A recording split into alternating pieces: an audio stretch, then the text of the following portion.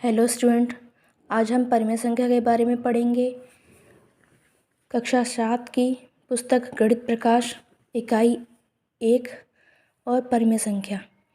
इसमें परिमेय संख्याओं की अवधारणा, दो क्रमागत पूर्णांकों के मध्य की परिमेय संख्या निकालना, समतुल्य परिमेय संख्याएं, परिमेय संख्याओं का क्रम।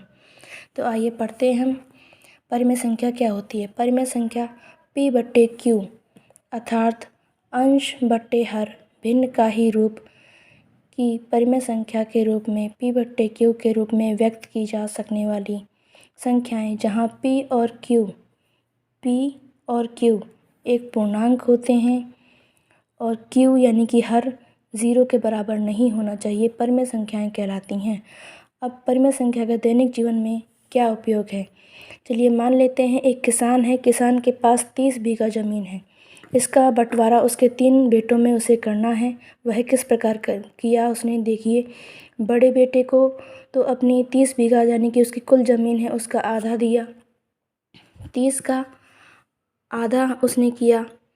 तो जब हम इसको काटते हैं तो 15 बीघा ज़मीन उसने बड़े बेटे को दिया।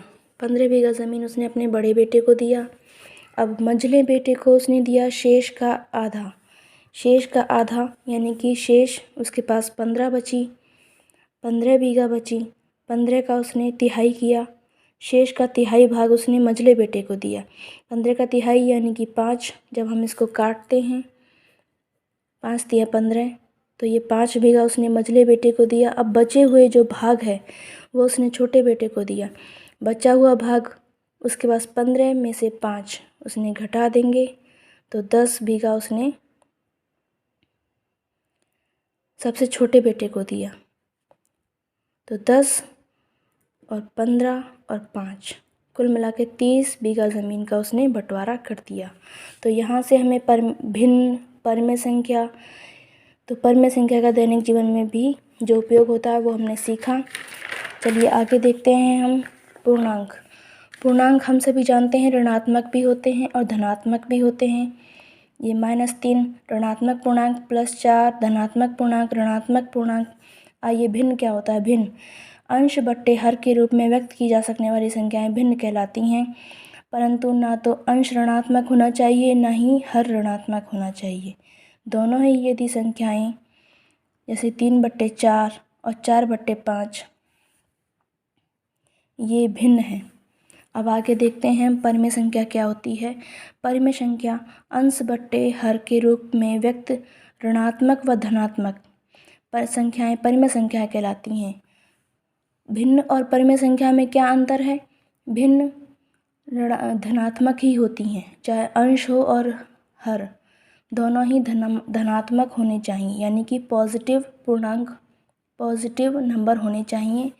और परिमेय संख्या पॉजिटिव भी हो सकते हैं और ऋणात्मक यानी कि नेगेटिव भी संख्याएं उसकी परिमेय संख्याएं नेगेटिव पूर्णांक भी परिमेय संख्या कहलाते हैं अंश बट्टे हर के रूप में। जैसे कि फॉर एग्जांपल -3/4, 4/-5, 7/9, ये तीनों परिमेय संख्याएं हैं।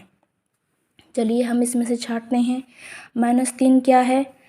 पूर्णांक, तो यहाँ पर हमने इसको पूर्णांक लिख दिया। +6 यह भी एक पूर्णांक है, ये धनात्मक पूर्णांक है। ये ऋणात्मक। और 0 ना तो ऋणात्मक ना ही धनात्मक। 0 परिमेय संख्या भी है, पूर्णांक भी है, धनात्मक पूर्णांक भी है, ऋणात्मक पूर्णांक भी है। 12/5 एक भिन्न है, क्योंकि हम देखते हैं 12/5 जिसका अंश और हर दोनों ही धनात्मक हैं, इसलिए हम इसको भिन्न कहेंगे। अब 1/-3 ये भिन्न भी नहीं है, ये परिमेय संख्या है, क्योंकि इसका हर जो है ऋणात्मक है। अब आगे देखते हैं परिमेय संख्या की उत्पत्ति रेशियो अनुपात से हुई। अनुपात 3:5 को हम 3/5 भी लिखा जा सकता है। यहाँ 3 और 5 प्राकृतिक संख्याएं हैं तथा 3/5 भिन्न है, परंतु -3/5 को हम 3:5 में व्यक्त नहीं कर सकते या कर सकते हैं परिमेय संख्या के। अब क्योंकि हमने पुस्तक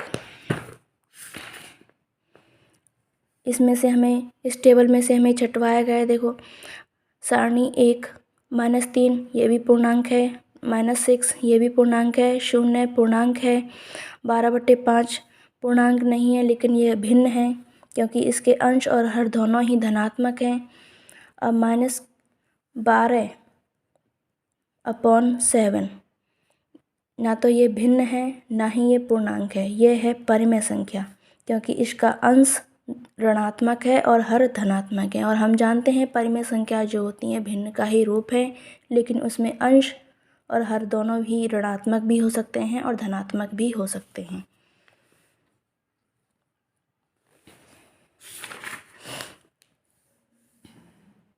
अब परिमेय संख्या के क्या है ये हमने पढ़ चुके हैं। अंश बटे हर का ही रूप परिमेय संख्या कहलाती हैं।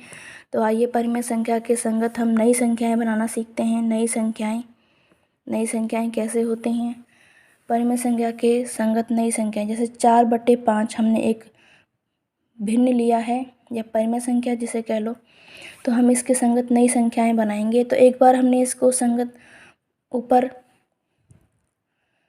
अंश को हमने ऋणात्मक बना दिया, एक नई संख्या ये बना दी हमने इसके संगत।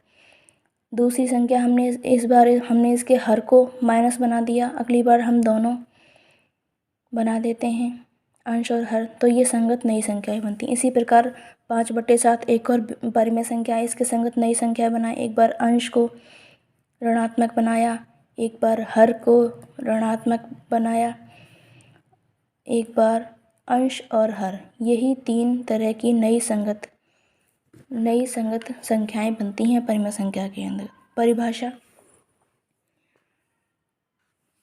परिभाषा हमने पुस्तक में से ही नोट करी है। एक परिमेय संख्या को एक ऐसी संख्या के रूप में परिभाषित किया जाता है जिसे p/q के रूप में व्यक्त किया जा सके, अर्थात जहाँ p और q पूर्णांक हैं और q जो हर होता है वो 0 के बराबर नहीं होना चाहिए।